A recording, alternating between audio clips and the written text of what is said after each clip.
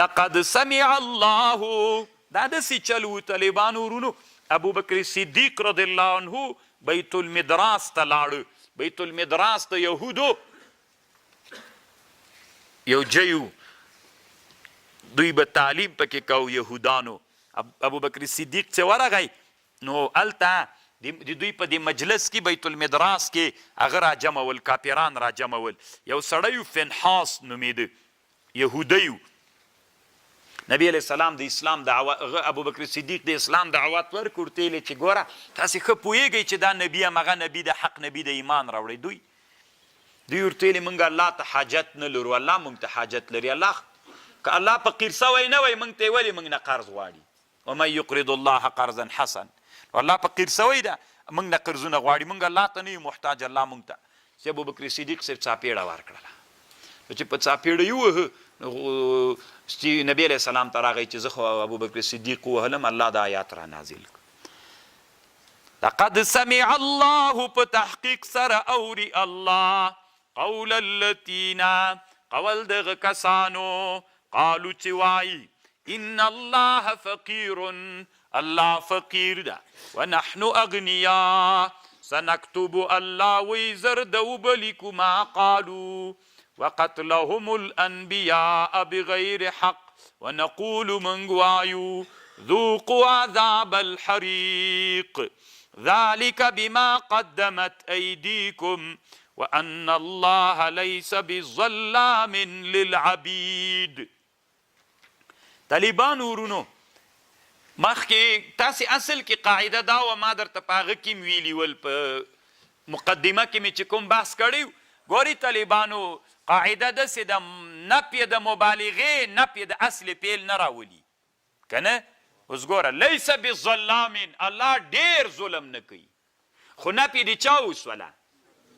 د ډېر ظلم د نفس پیل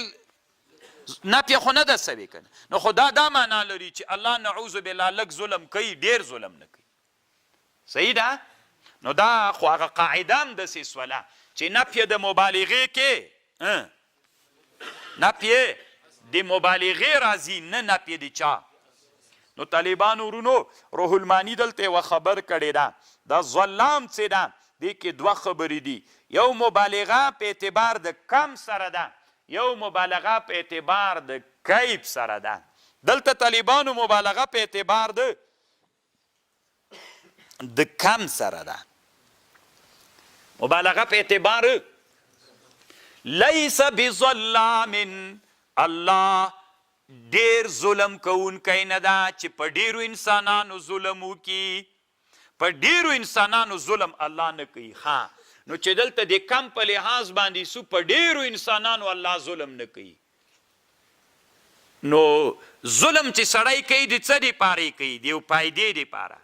نو سړی چې لږ ظلم کوي لږ فایده پکې وي چې ډیر ظلم کوي ډیره فایده پکې وي نو چې الله په ډیرو انسانانو ظلم نه کوي ځکه فایده نسته پکې نو چا لږ خو یې بیخي نه کوي طالبان خبر باندې پوه سولی یا دا د طالبانو روح المانی یو بل جواب هم کوي دا ظلام څه ده دلته دا صیغه د مبالغې نه د طالبانو دا د نسبت صیغه ده عطار یو سړی طالبانو چې عطر خرڅوي هغه ته څه وایي عطار خو هم د مبالغې صیغه ډېر عطر خرڅونکی نه طالبانو دا د نسبت صیغه ده نو لیس بظلام الله ته بیخي نسبت د ظلم نه کیږي نو طالبانو دا مطلب ده الذين قالوا هغه کسان چې وایي ان الله عهد الینا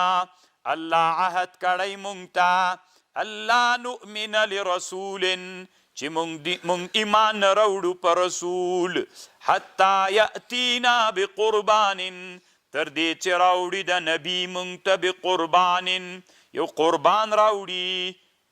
تأکله النار او چې بیا وخوري دغه قربان اور کنه یو مال راوړي هغه هلته کیږدي له اسمان نه اور راسي ویسوځي بیا موږ په دغه نبي ایمان راوړو قل ورته وایه قد جاءکم رسل راغلل تاسې ته رسولان من قبلي بالبینات وبالذي قلتم فلم قتلتموهم ان کنتم صادقین فان کذبوک کچرته تا تکذیبو کدی دوی نه فان کذبوک که دوی دی تا تکذیب کړی په غشي کې چې تا ورته راته کړی چې قرآن ده نو مخه پکېږه فقد کذب رسل من قبلک مخکې تانم چې رسولان راغلي دي هغوی هم تکذیب سوی جاءو بالبینات هغوی راته کړي په بیناتو والزبر او په قطعو والکتاب منیر کل نفس ذائقة الموت هر نفس سکونکی د مرګ ده و انما توفونا پوره درکول کیږي تاسې ته اجرونه د اعمالو په ورځ د قیامت فمن زحزح عن النار څوک چې لرې کړل سي له اور نه و ادخل الجنه فقد فاز دی کامیاب سو وما الحیات الدنیا الا متاع الغرور نه د زندگی د دنیا مگر متاع غرور ده مخکې درته وکړله لتبلون فی اموالکم خامخا به امتحان کیږئ تاسې په مالونو کې و انفسکم ولتسمعن اورئ به من الذین لغه کسانو نه چې کتاب دا داسې چلو طالبانو نبی علیه السلام یو ورځ په خره باندې سپورو او شاته اسامه بن زید پسې سپورو سعد ابن عباده مریض و د پښتنې ته راتله په لاره کې یهودان هم ناستو مسلمانان هم ناستو منافقین هم ناستو ګډ مجلس نبی علیه السلام چې داسې په لاره تېرېده نو عبدالله ابن ابی په دې وخت کې ایمان نه و راوړی نو نبی علیه السلام ته ویلي وي ځه دا خر دې بوزه موږ ته یې ګرد وکړه پزه یې داسې ونیوله دا قصې د نورو خلکو ته وکړه موږ ته یې مه کوه نو دا په صحابهو بده ولګېده عبدالله ابن رواحه ورته ویلي وي ویې که د الله رسوله ګرد وکړه پې باندې تا د خره ګرد هم ډېر خوند کوي سی جنجال پیدا سو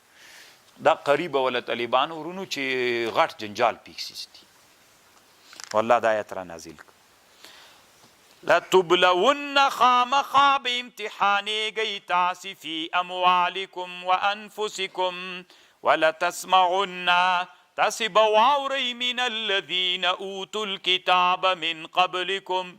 ومن الذین اشرکوا اذى کثیرا ضرر ډیر وان تصبروا وتتقوا فان ذلک من عزم الامور دا غل لویو امورو نه ده چې صبر وکړي نو الله دې موږ ته صبر نصیب کړي طالبانو صبر هم ډېر ښه وي ښه نو نبی علیه السلام چې هغه ته راغی د سعد ابن عباده کور ته راغی نو هلته سعد ابن عباده ته دا قصه وکړله چې داسې چلو هغه ورته ویلي وي د الله رسوله ته ولې خفه کېږې ته چې راغلی نه وې د ټولې مدینې خلکو اراده درلودله چې د مشري تاج د ده په سر ورکېږدي چې ته راغللی د تاج دې ورړنګ سی به خود تا سره ورانه کوي